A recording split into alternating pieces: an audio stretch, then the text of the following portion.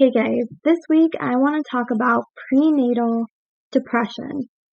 You may know it as postpartum depression, and that is a depression that occurs in new mothers after their babies are born. But the mood disorders during the pregnancy itself are more common in pregnant women than experts once thought. So that's where you would get prenatal depression. So let's go ahead and talk all things about this type of depression. So of course we'll start at the beginning with, then what is prenatal depression? Prenatal depression is a mental disorder that can affect women during pregnancy and after childbirth. The word prenatal refers to the time before and after the birth of a child. This disorder includes depression that begins during the pregnancy, called prenatal depression, and depression that begins after the baby is born, which is called postpartum depression. Mothers with prenatal depression experience feelings of extreme sadness, anxiety, and fatigue that may make it difficult for them to carry out daily tasks, including caring for themselves or others. Pregnancy can be one of the happiest times in a woman's life, but can also play havoc with their hormones and create plenty of stress. It was once believed that pregnancy protected a woman from emotional disorders, but that turned out to be a myth.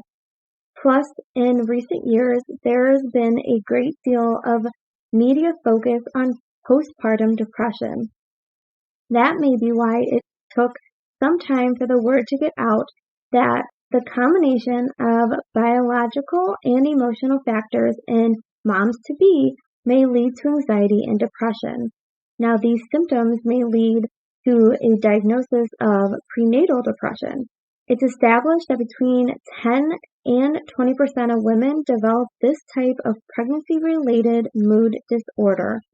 Plus, about 1 in 20 women in the USA will experience a major depressive disorder, MDD, while they're pregnant. Women are not to blame or at fault for this disorder. It is not brought on by anything a mother has or hasn't done. This disorder doesn't have a single cause. Researchers suggest that this disorder is caused by a combination of genetic and environmental factors. Life stress, for example, like demands at work or experiences of past trauma, the physical and emotional demands of childbearing and caring for a new baby, and changes in hormones that occur during and after pregnancy can contribute to the development of this disorder.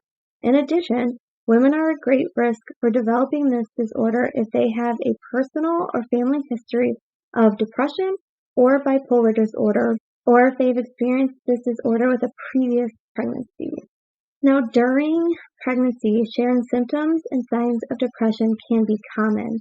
For instance, with either, you're likely to be tired, have more insomnia, experience emotional change, and gain weight. That means your pregnancy can mask any symptoms of depression. To help you recognize depression during pregnancy, it's worth talking to your doctor about if you have any of these symptoms: frequent crying or weepiness, trouble sleeping not because of frequent urination, fatigue or low energy, changes in appetite, loss of enjoyment in one's pleasurable activities, increased anxiety, and trouble feeling connected to your developing baby, which can be called poor fetal attachment. If you had depression before pregnancy, your symptoms may be more significant during it than they were before. Some women may heard of the term baby blues, and they might be wondering, what's that about?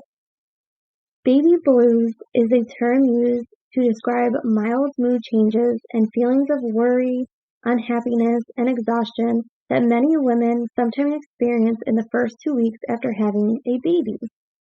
Babies require around-the-clock care, so it's normal for mothers to feel tired or overwhelmed sometimes.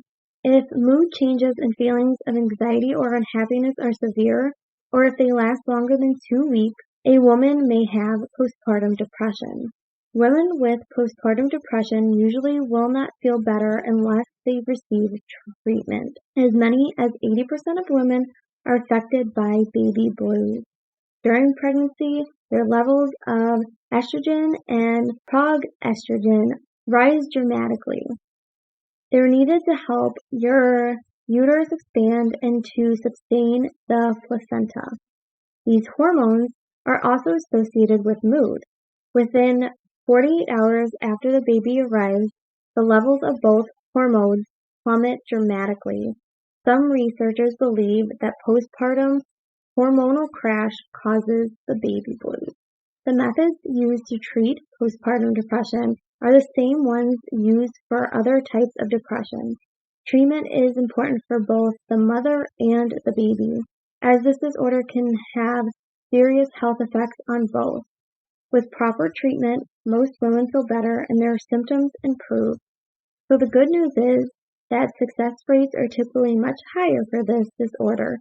Between 80 and 90% of pregnant women and new moms are helped by medication, talk therapy, or a combination of drugs and talk therapy. If these treatments do not reduce symptoms, brain stimulation therapies such as electroconvulsive therapy may be an option to explore. It might feel upsetting and frustrating if someone close to you is experiencing a prenatal mental health problem, but it is important not to blame them for how they are feeling. Some people who experience prenatal mental health problems may not want to ask for help. This may be out of fear that they are going to be judged as a bad parent or because they worry that their baby will be taken away from them. You may want to ensure them that many people have these experiences and that they can get better. So here are some ways you can help them out. Number one is to make time for them. You might want to offer to help your friend or family member, but worry about this being intruding on their private time. Or you may worry that they don't feel able to ask for your support, but it's always worth offering to help. And there are a few ways you can do that. You can offer to spend casual time with them.